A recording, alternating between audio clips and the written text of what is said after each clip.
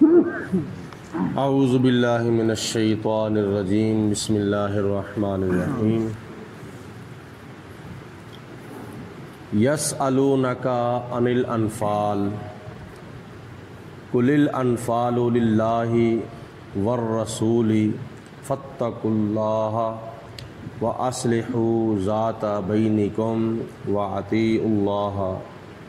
وَرَسُولَهُ إِن كُنتُم مُؤْمِنِينَ۔ نام پارے میں سورۃ انفال کا آغاز کیا جا رہا ہے۔ ترتیب قرآن کے مطابق یہ قرآن پاک کی 114 صورتوں میں سے صورت نمبر 8 ہے، اور یہ مکہ المکرمہ کے اندر بھی اس کی چند آیات بینات نازل ہوئی تھیں، لیکن یہ زیادہ تر اس کی آیات بینات مدینہ المنورہ میں نازل ہوئی تھیں، لہذا یہ مدنی صورتوں میں اس کا شمار کیا جاتا ہے، اور اس کے 10 رکوع ہیں اور 75 اس کی آیات بینات ہیں، اور اس کو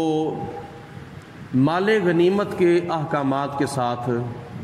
شروع کیا گیا ہے۔ اللہ تعالیٰ ارشاد فرماتا ہے یسألونک عن الانفال، اے میرے پیارے حبیب علیہ السلام، یہ مسلمان آپ سے مال غنیمت کے بارے میں سوالات کرتے ہیں کہ مال غنیمت کا ہمارے لیے کیا حکم ہے۔ قل، اے میرے حبیب علیہ السلام آپ ارشاد فرما دو، الانفال للہ والرسول، مال غنیمت جو ہے یہ اللہ تعالیٰ کے واسطے ہے اور اللہ تعالیٰ کے پیارے رسول علیہ السلام کے واسطے ہے۔ فاتقوا اللہ، تو اس کو تقسیم کرتے وقت اللہ تعالیٰ سے ڈرو، وَأَصْلِحُوا ذَاتَ بَيْنِكُمْ، اور آپس میں صلح رکھو، آپس میں ایک دوسرے کے ساتھ اچھا برتاؤ کرو، وَأَطِيعُوا اللَّهَ، اور اللہ تعالیٰ کی اطاعت کرتے رہو، وَرَسُولَهُ، اور اس کے رسول کی بھی اطاعت کرتے رہو، إِن كُنتُم مُؤْمِنِينَ، اگر تم مومن ہو، اگر تم مسلمان ہو۔ یہ تھا اس آیت مبارکہ کا لفظی ترجمہ۔ خلاصہ اس کا یہ ہے کہ اے میرے پیارے حبیب علیہ السلام، یہ آپ کے صحابہ، آپ کے غلام آپ سے مال غنیمت کے بارے میں پوچھتے ہیں، تو آپ ان کو فرما دو کہ مال غنیمت اللہ تعالیٰ کا اختیار ہے، اللہ کے پیارے رسول علیہ السلام کا اختیار ہے، یعنی اللہ رسول کی مرضی کے مطابق مال غنیمت تقسیم کیا جائے گا۔ یہ مال غنیمت، اس کی تعریف یہ ہے کہ جب مسلمانوں کی کافروں کے ساتھ جنگ ہوتی ہے، جہاد ہوتا ہے، تو اگر اللہ تعالیٰ مسلمانوں کو فتح، کامیابی عطا فرمائے، تو کافر جو ہیں وہ بھاگ جائیں، اپنا اسلحہ چھوڑ کر، اپنا مال چھوڑ کر، اپنی بیویاں چھوڑ کر، اپنی زمینیں چھوڑ کر کافر جو ہیں وہ بھاگ جائیں، تو ان کا چھوڑا ہوا مال جو ہے وہ مسلمانوں کے لیے مال غنیمت بن جاتا ہے۔ اور مال غنیمت کے بارے میں شریعت مصطفیٰ کے اندر یہ ہے کہ نبی پاک علیہ السلام نے ارشاد فرمایا کہ وہ 6 چیزیں جو اللہ تعالیٰ نے پہلے نبیوں کو نہیں عطا فرمائی تھیں، وہ 6 چیزیں اللہ تعالیٰ نے مجھے عطا فرمائی ہیں، اور ان 6 چیزوں میں سے ایک چیز مال غنیمت بھی ہے۔ یعنی مال غنیمت پہلی قوموں کے لیے، پہلی امتوں کے لیے جائز نہیں تھا، حرام تھا، لیکن نبی پاک علیہ السلام فرماتے ہیں مال غنیمت اللہ تعالیٰ نے میرے لیے بھی حلال فرمایا ہے اور میری پوری امت کے لیے بھی حلال فرمایا ہے۔ اور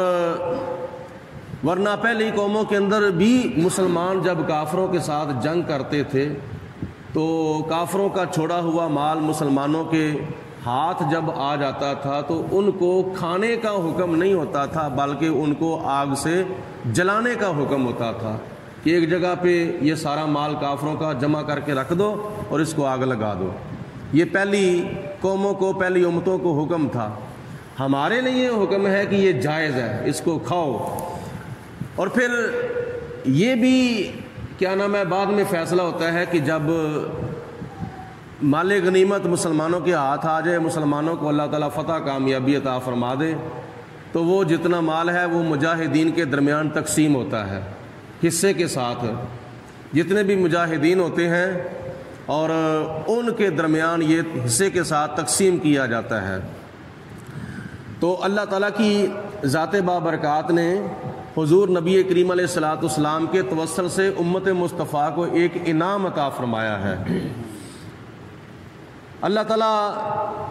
کہ پیارے حبیب علیہ الصلوۃ والسلام مال غنیمت جب تقسیم فرماتے تھے تو یہ بھی خیال فرماتے تھے کہ زیادہ حقدار کون ہے اور تھوڑا حقدار کون ہے، یعنی کسی کو تھوڑا دے کے گزارا ہو سکتا ہے، کسی کو زیادہ دینا چاہیے، اور یہ اختیار اللہ تعالیٰ نے نبی پاک علیہ الصلوۃ والسلام کو عطا فرمایا تھا۔ تو اس لیے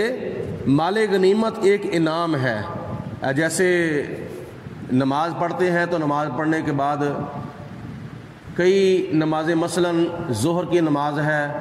مغرب کی نماز ہے اور عشاء کی نماز ہے، اس کے ساتھ نفل ہے، اور نفل ایک اضافی چیز ہوتی ہے، جتنا بندہ اضافہ کر لے گا اتنا اس کا آخرت کا فائدہ ہو جائے گا۔ انفال بھی نفل کی جمع ہے، یعنی انفال غنیمت کے زیادہ مال اور نفل ایک مال۔ تو جس طرح نماز کے بعد نفل پڑھنا ایک اضافی چیز ہے، اسی طرح جنگ کے موقع پر اللہ تعالیٰ مجاہدین کو ایک انعام عطا فرماتا ہے مال غنیمت کی شکل میں۔ اور اس کے علاوہ یہ بھی یاد رکھیں کہ اس کا اکثر حصہ، یعنی سورۃ انفال کا اکثر حصہ اللہ تعالیٰ نے جنگ بدر کے بارے میں نازل فرمایا ہے۔